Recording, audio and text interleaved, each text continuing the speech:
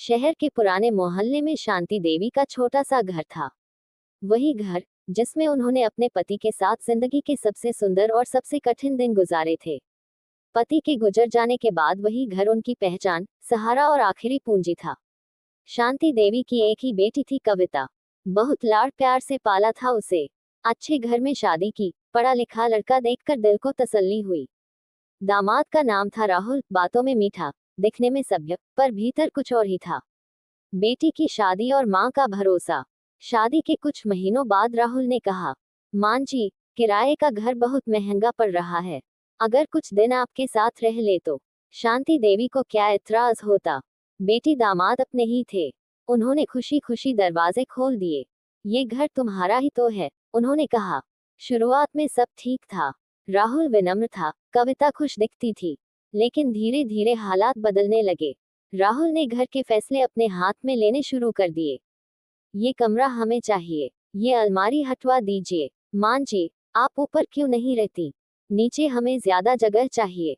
शांति देवी चुप रही। बेटी का घर बस जाए, यही सोचकर सब सहती रही। एक दिन राहुल ने कहा, मां जी, इस घर के कागजात मुझे दिखा दीजिए। टैक्स और मरम्मत का काम देखना है।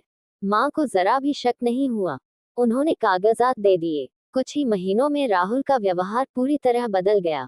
अब वह आदेश देने लगा, ये घर अब हमारा है, आप बेवजह सवाल मत किया कीजिए। कविता चुप रहती। माँ ने पूछा तो उसने सिर झुका लिया। माँ, झगड़ा मत करो, सब ठीक हो जाएगा। एक दिन शांति देवी ने सुना, राहुल किसी से फोन पर कह रहा था, घर के कागज मेरे पास हैं, अब कोई निकाल नहीं सकता। उनके पैरों तले जमीन खिसक गई। एक सुबह राहुल ने साफ कह दिया, मां जी, आप इस उम्र में अकेले रहना सीखिए। हमारा परिवार बढ़ रहा है, आप किसी रिश्तेदार के यहाँ चली जाए। शांति देवी की आंखों से आंसू बह निकले। बेटा, ये मेरा घर है। राहुल हंस पड़ा, अब नहीं। बेटी सामने खड़ी थी, पर उसकी आवाज नहीं निकली। मजबूर होकर शांति देवी ने पड़ोसियों की मदद ली और एक वकील से मिली। उन्हें पता चला कि बुजुर्गों के अधिकारों के लिए कानून है। केस दर्ज हुआ। राहुल ने बहुत कोशिश की, धमकियां दी, दबाव बनाया, लेकिन सच सामने आ ही गया। कोर्ट ने फैसला सुनाया, घर शांति देवी का है, दामाद का कोई अधिकार नहीं। पुलिस की मौजूदगी में राहुल और कविता को घर खाली करना पड़ा। घर तो वापस मिल गया, पर मां का दिल टूट चुका था। बेटी ने जाते समय रोते हुए कहा, मां, मुझसे गलती हो गई।